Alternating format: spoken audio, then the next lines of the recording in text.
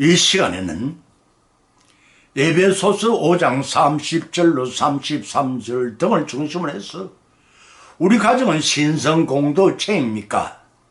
우리 가정은 신성공동체입니까? 라는 제 말을 상고하는데 성령님의 은혜로 피차의 풍성함을 받는 시간 되시기를 축원합니다. 5월을 가정의 달이라고 합니다. 이렇게 부르는 것은 어린이 주일과 어버이 주일이 들어있기 때문일 것입니다. 두말할 것도 없이 어린이들은 국가 백년 대계의 제목들이며 어버이는 자녀들을 오늘을 있게 하였고 그날에 이르도록 어린이들을 돌보기 때문에 이를 제장하여 감사하는 것이라 할 것입니다. 우리나라의 가정에 대해서 가화만사성이라는 말이 있습니다. 또 수신, 재가, 치국, 평천이라는 말도 있습니다. 이 말들은 가정이 화목하며 범사가 형통하며 가정을 잘 다스린 이후에 나라도 평안하게 치리할 수 있다는 뜻으로서 가정이 얼마나 귀중한가를 나타내고 있는 말이라고 하겠습니다. 이처럼 가정은 중요한 곳입니다. 때문에 가정이 무너지면 사회의 기강이 무너지고 나라가 흔들리고 마침내 혼란에 빠집니다. 사랑하는 성도 여러분, 만일 여러분이 가정에 대를 이을 자식이 없다면, 그 가정은 부부간의 주거 공간일 뿐 하나님이 바라시는 생육하고 번창하라 축복하신 신성 공동체가 아닐 것입니다.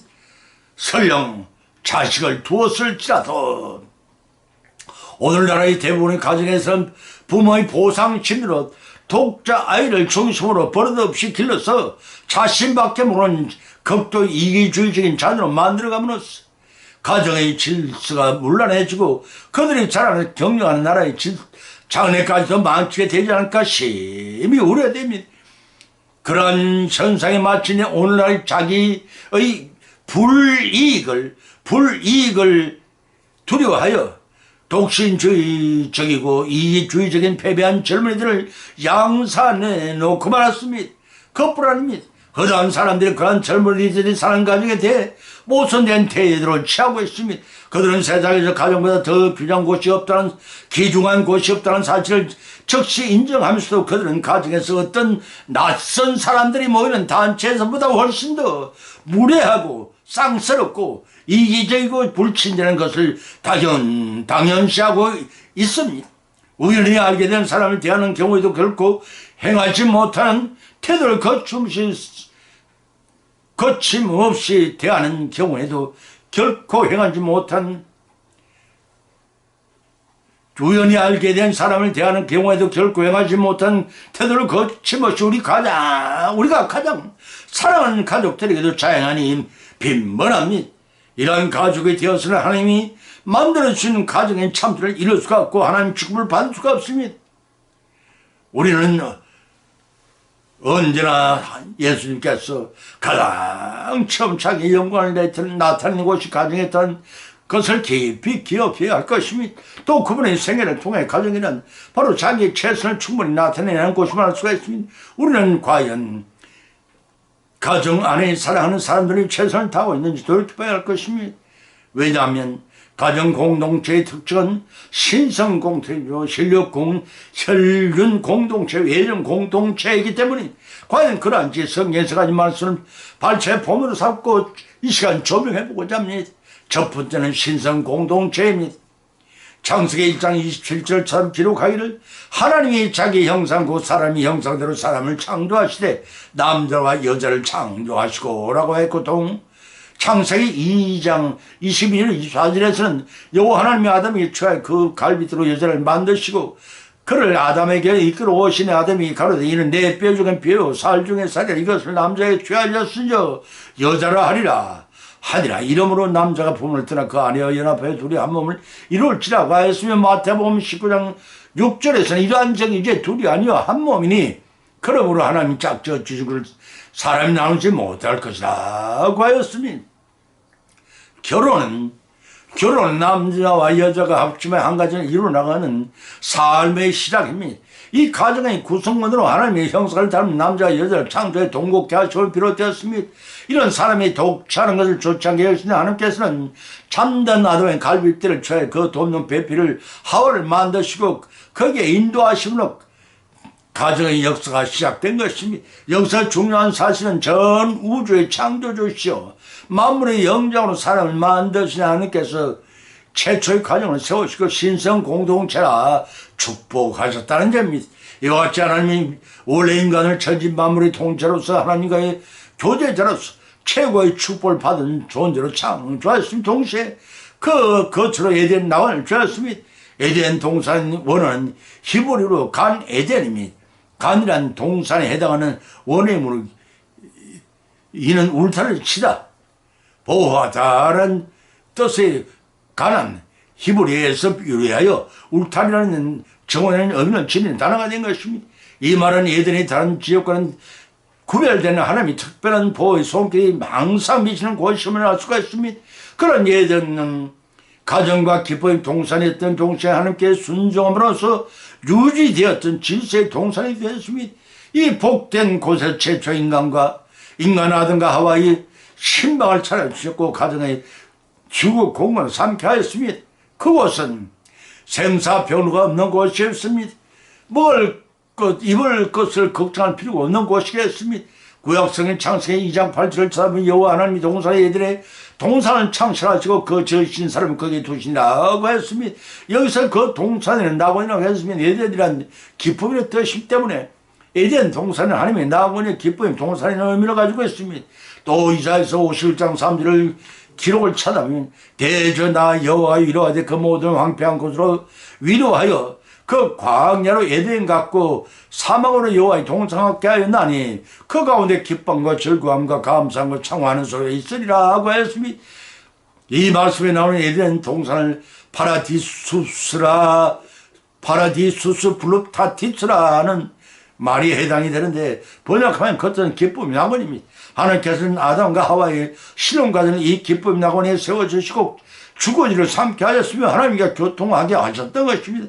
영원히 행복한 삶이 보장된 곳이었습니다. 그러나 선악과의 범죄에 유혹 파괴되고 인간은 거기서 추방되었습니다. 불순종의 죄의 결과였습니다.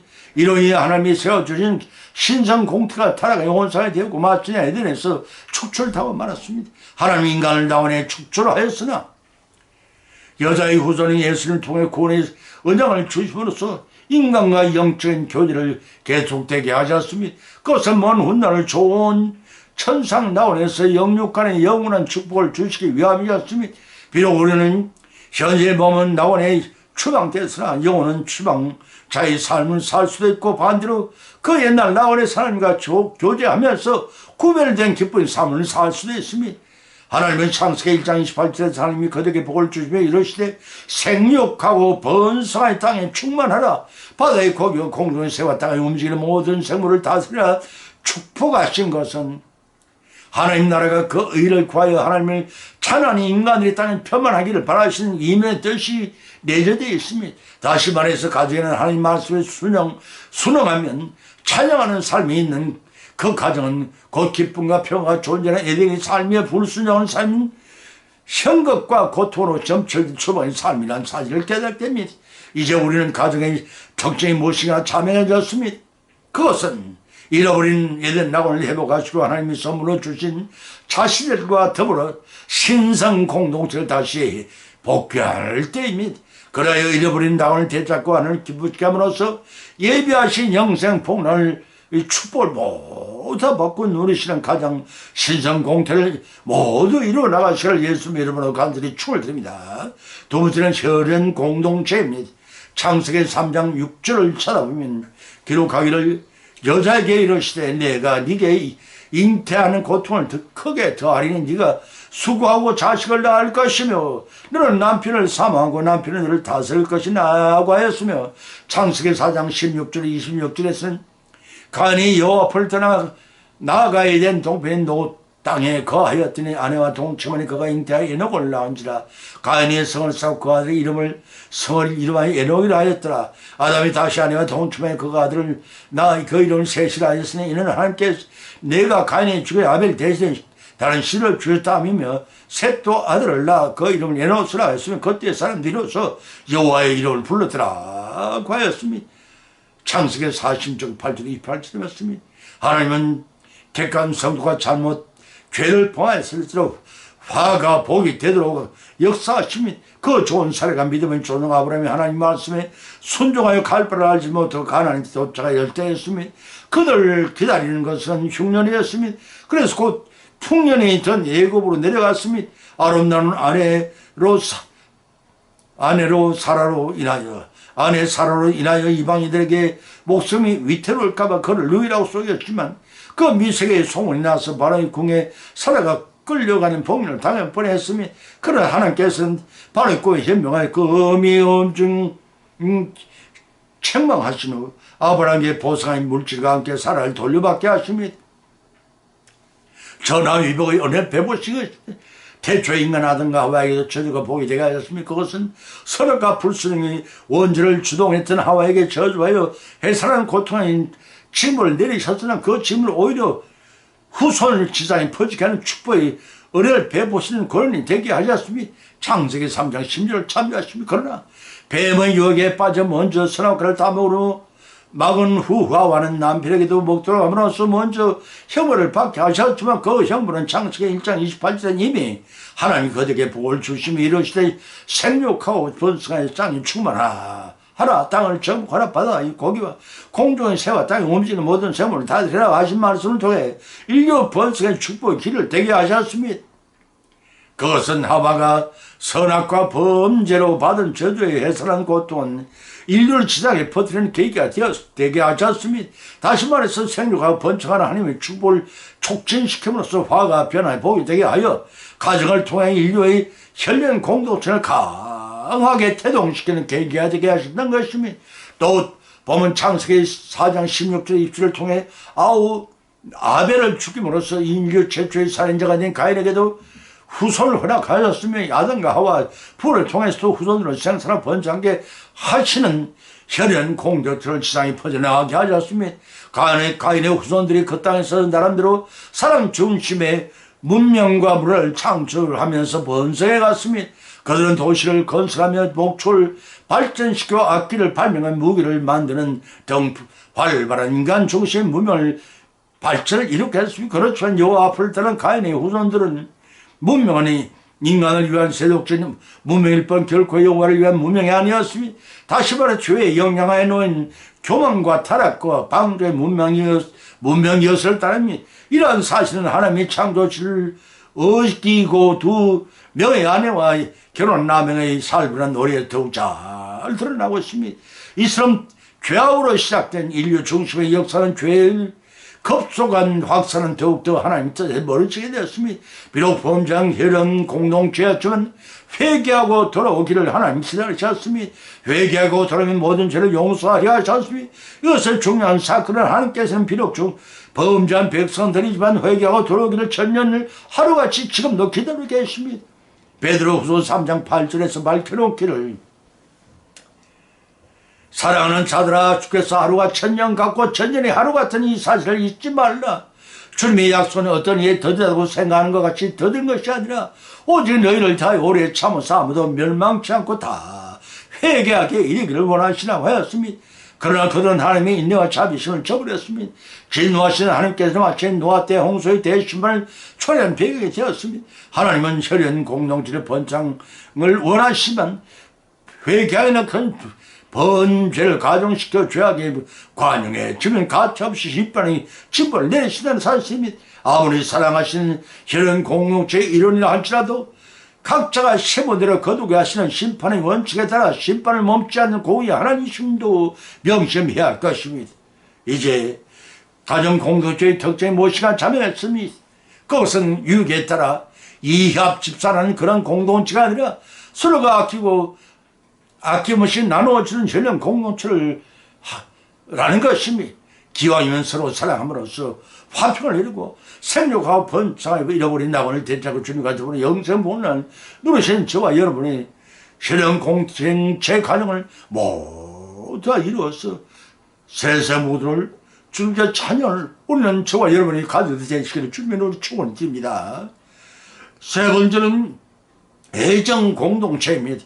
창세기 24장 26절 찾아보면 기록하여 이삭의 리브가를 인도하여 모친 사랑의 장막을 드리고 그를 인하여 아들을 삼고 사랑하였으니 이삭의 모친 상사 후에 위로를 얻었음이더라고 했고, 레위기서 5장 3절 33절에서는 우리는 그의 몸의 지체입니다.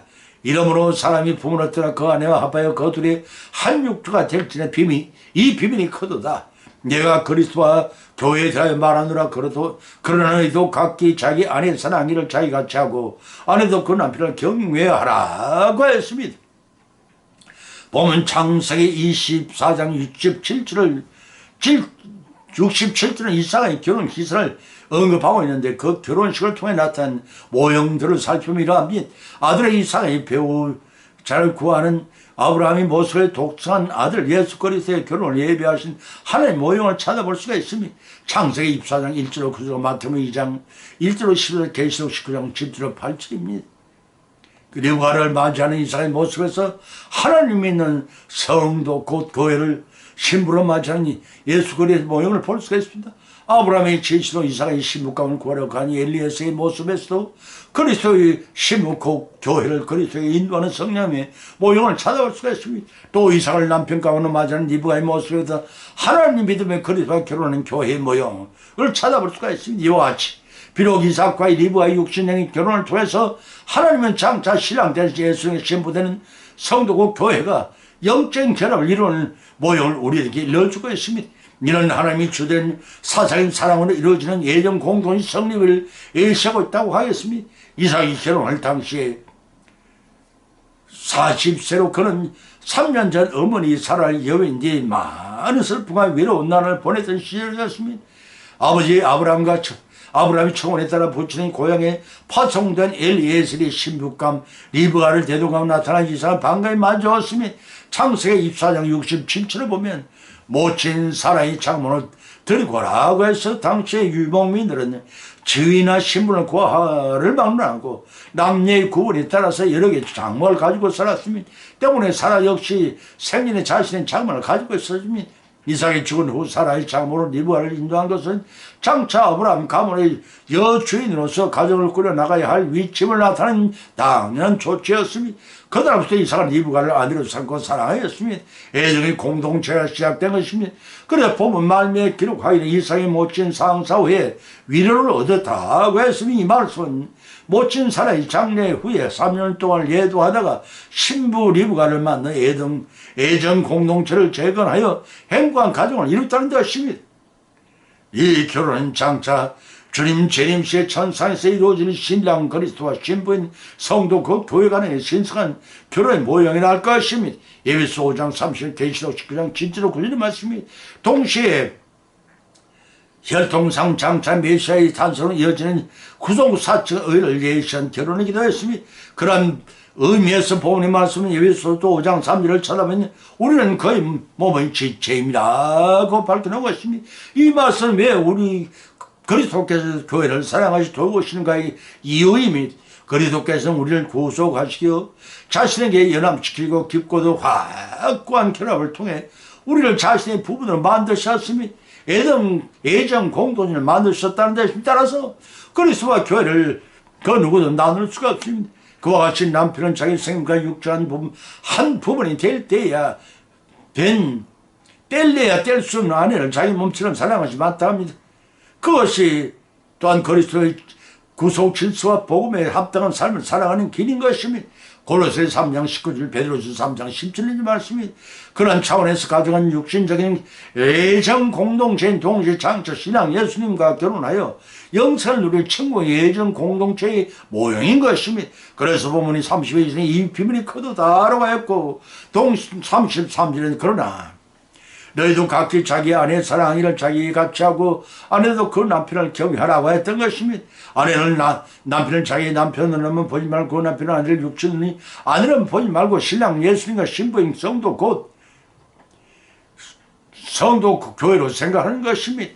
이런 장차 결합하여 영생 본을 누리게 될 예정 공동체로서의 영적인 가정을 이루어가는 일에 최선을 다해야 할 것입니다. 이제 가정 공동체의 특징이 무엇이가 자명했습니까? 그것은 장차 신랑 예수님과 신부 성도 사이 곧 교회가 결혼한 애정 공동체인 것입니다. 비록 이 세상에 결합된 육신적인 부부가 이런 가정일지라도 천국에서는 예수님과 이룰 예정 공동체의 모형을 입원하시고 그들을 대하여 영원하고도 행복한 주님과의 예정 공태를 이루어 나가시는 우리 모든 가정이 다 되시기를 예수님의 이름으로 축원드립니다. 결론을 맺습니다. 오늘 우리 가정은 신령 공동체입니까? 가정은 신성 공동체입니까? 라는 제 말씀 상관한 것에 피차 연인을 받고 또한 세 가지 교훈을 받은 줄 압니다. 그 첫 번째는 가정 공동체의 특징은 하나님이 만들어주신 신성 공동체라는 것입니다. 두 번째는 가정 공동체의 특징은 한 피를 나눈 혈연 공동체라는 것입니다.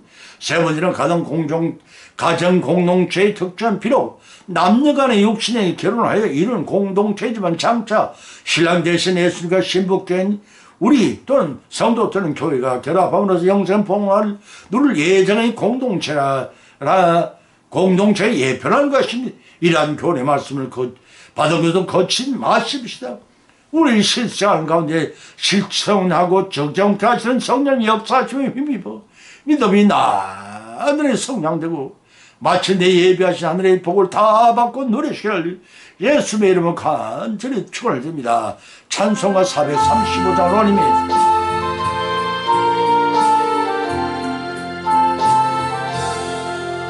나의 영원하신 그 생명보다 귀하다. 나의 갈 길 다가도록 나와 동행하소서. 주께로 가까이 주께로 가오니 나의 갈 길 다가도록 나와 동행하소서. 세상 포기 아니함과 모든 병에 버리고 험한 길을 가는 동안 나와 동행하소서. 주께로 가까이 주께로 가오니 나의 갈 길 다가도록 나와 동행하소서.